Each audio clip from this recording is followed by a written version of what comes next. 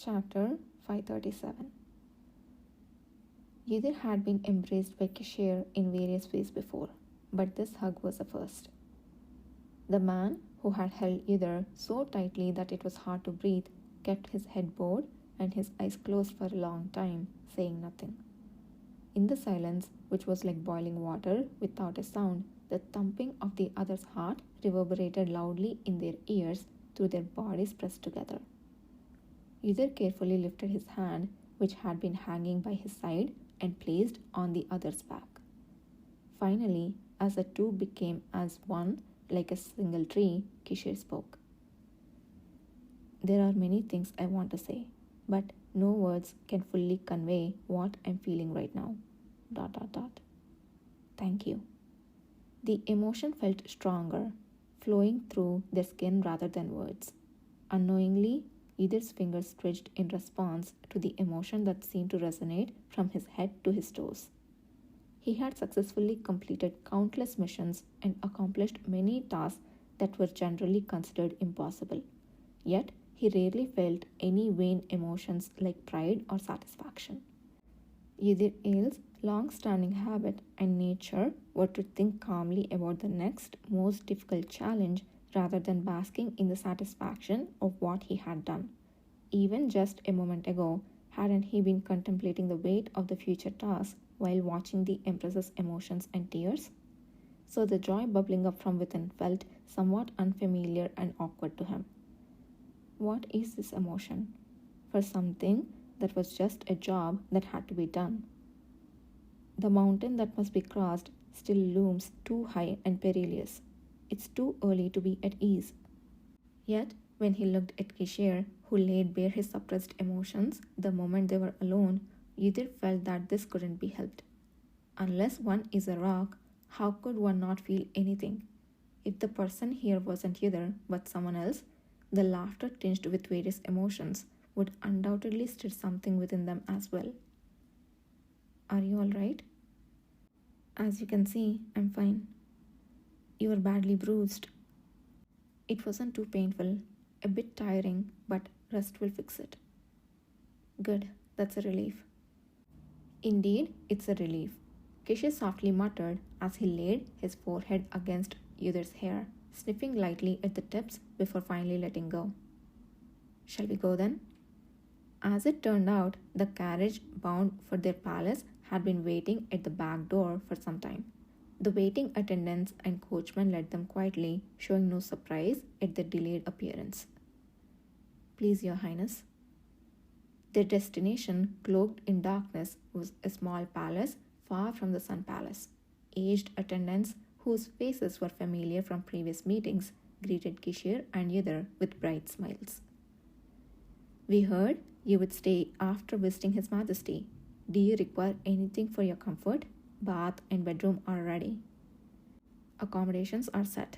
Prepare warm medicinal tea with honey. The palace had not changed since their last visit. Ydir came out after taking a shower, having pushed away Kishir, who had wanted to accompany him to the bathroom. I almost forgot where I am. He followed so naturally. This wasn't the cavalry. This was where Kishir had once been called Prince. Shouldn't he maintain at least some formality before attendants who had known Kishir since childhood? Ydir sipped the tea that the servants had lovingly prepared, as Kishir had not yet emerged from the other bathroom. The original bitter taste was smoothly complemented by the sweetness of honey, immediately easing the tension. His stiff muscles momentarily relaxed, and a long breath escaped from him. That's the bedroom where I stayed last time, Ydir thought, casting his gaze toward the distant entrance of the chamber. It was the very place where he had woken up for the first time after manifesting his second gender. At that time, he had no concerns, but now, knowing more about Kishir, the 3 isolation barriers hidden there began to weigh on his mind.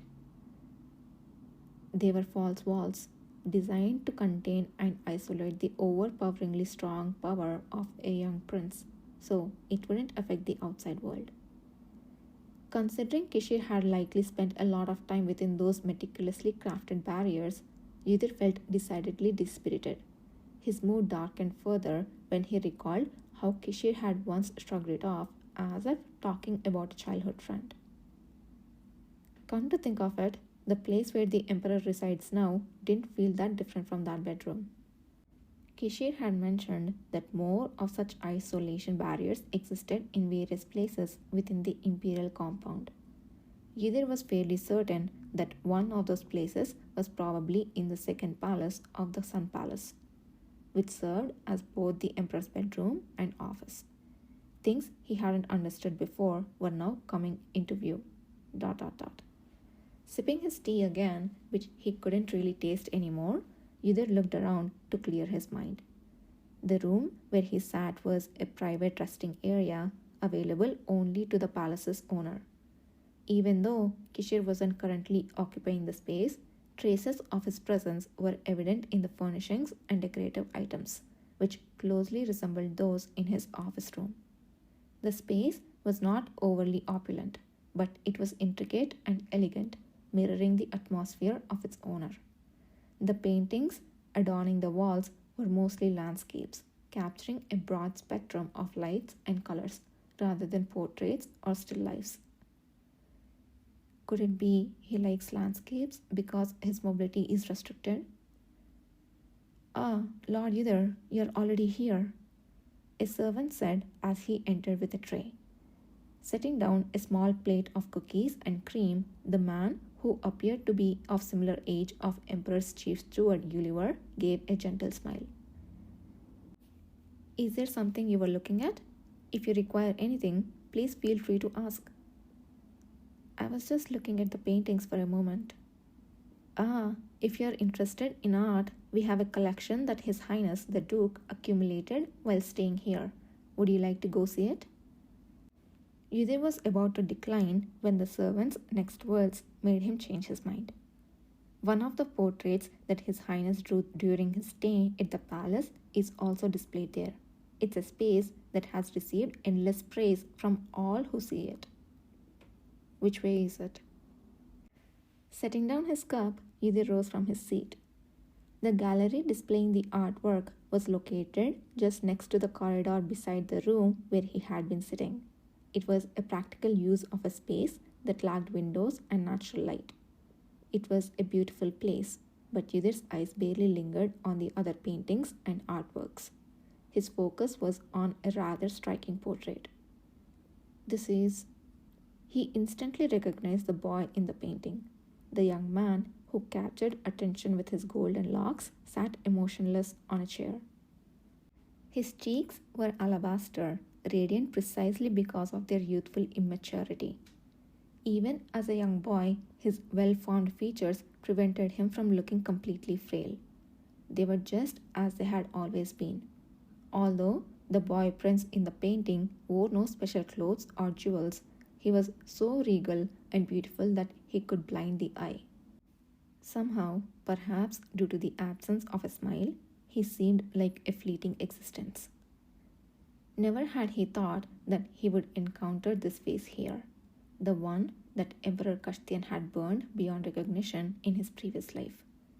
Memories surfaced of times in Tenno when he'd been curious about what Kishir's childhood might have been like, and the sensation was deeply strange. In any case, the young Kishir in the painting was far more remarkable than Ydir had ever vaguely imagined. That painting was created just before His Highness the Duke left for Paleta upon receiving his title.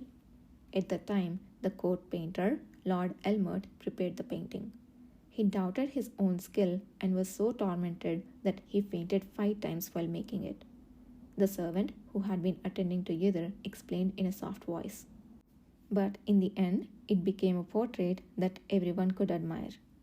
Had it been released to the public, it might have been considered Elmert's masterpiece, even more representative than Afternoon in the Meadows Palace. I see. He didn't know much about the name of the painter, but he clearly understood that the painting depicted Kishir at the time he had just become the Duke of Paleta. So he was even younger than I thought. It was a time when one should know nothing of the world's troubles, yet Not a trace of laughter could be seen in the eyes of the boy in the painting. Was it because he was already aware of the destiny that awaited him far away? Either stayed long and hard into the distant past of Kishirla, or he did not know. He stood almost absorbed in the painting until a chilly fragrance enveloped him. "So, you are here,"